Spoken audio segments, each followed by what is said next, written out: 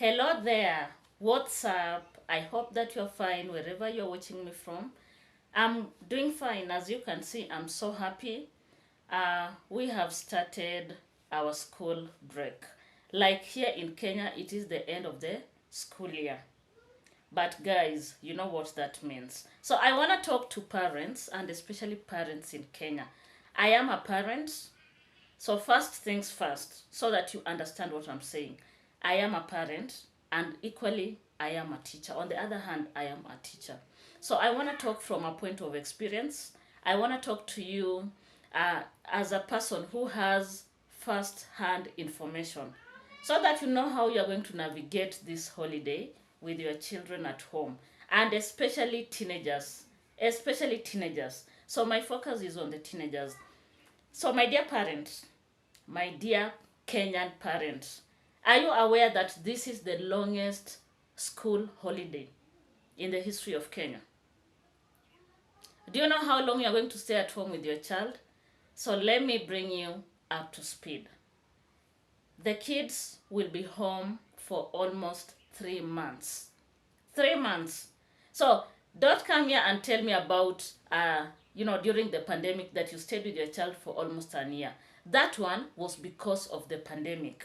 And it was something that was experienced all over the world. So we are talking about a normal school break. So this is the time that you'll stay with your child at home for the longest. Just imagine the whole of November, they'll be at home. December, and then the first 3 weeks of January, they will be at home. And remember, most schools closed before the end of October. So, my dear parent, if you can do your math very quickly, those are 3 months. 3 good months staying with these kids at home. My heart goes out to the teenagers because that is where the problem is. I don't have a lot of problems with kids that are that are below 10 years. At least they are manageable. When it comes to teenagers, dear parents, we need to think. What are we going to do? What are we going to do? Because we need to ensure that we contain them, and by the end of the 3 months, they need to go back to school just the way they came out of school, and especially our daughters.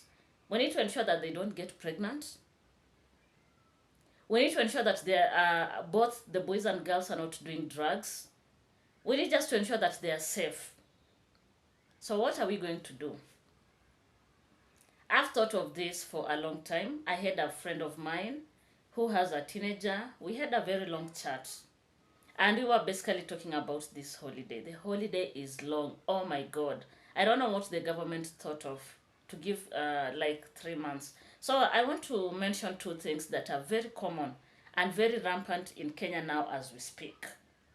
There is a drug that is called Velo. Velo. Valo. Velo. So let me talk about Velo. It is a drug that has been packaged in such a way that when you look at it, you may think it is a snack. And especially if you are a parent who is not informed. And the most interesting thing about Velo is that the way it has been manufactured, it has been manufactured using different flavors. You can find a strawberry flavor, vanilla, and etc. And the most shocking thing is that they're sold all over. You can find them in supermarkets, I'm told. You can get them on, shops around your estate. And it is a common drug that teenagers are using at this particular time. Very common. And therefore, as a parent, I want to caution you. Be vigilant. Be vigilant. Because it is no longer business as usual. You may see your teenager with that drug, and you may think that it is a snack, maybe something, just some powder, like maybe glucose and all that. But the truth is, it's a drug. And once a teenager uses it, they become intoxicated. We've had such cases in schools in Kenya, and especially in the recent past. So I'm not talking about last year, I'm talking about this year. It is a common drug that has been found in so many schools in Kenya. And most teenagers who maybe are gullible have been introduced to Velo without them being aware. And that is why I felt the need to talk to you as a parent, and especially during this long holiday. You have a lot of work to do. A lot of work to do. You need to ensure you know what your kids are doing. And remember, my focus is always on the teenagers. You need to know the kind of friends that they are interacting with. You need just to do everything within your capacity to ensure that at least they are safe. At least they are safe. That is the main thing. And then the second thing that I would wish parents, and remember I'm talking to parents in Kenya, that I would wish you to be on the lookout is their smartphones. We've bought them. I've bought a smartphone for my nephew. And of course, I know he is now busy using the smartphone. So be very careful. At least once in a while, try and find out what they are doing using the smartphones. Because that is where they're lured into joining groups. Some groups are satanic, devil worshipping and all that.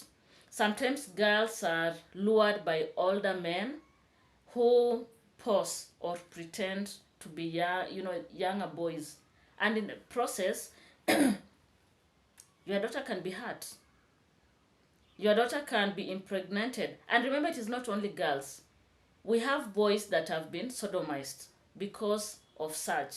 So there are two things that I want to emphasize, and those are the two main things. Watch out on this drug that is called Velo. I'll get a picture and put it here so that you know what I'm talking about. Velo, and then watch out on the use of smartphone. Dear parent, I would love to hear your feedback. Let us brainstorm. Let us have a conversation. What are we going to do during this long school holiday?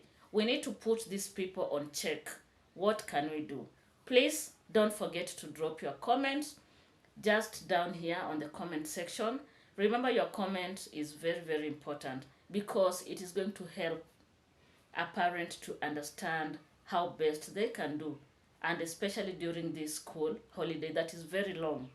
Apart from that, if you watch this video and you like what I'm doing, please consider subscribing and remember to like this video. Thank you so much. Let's meet in the next video. Goodbye.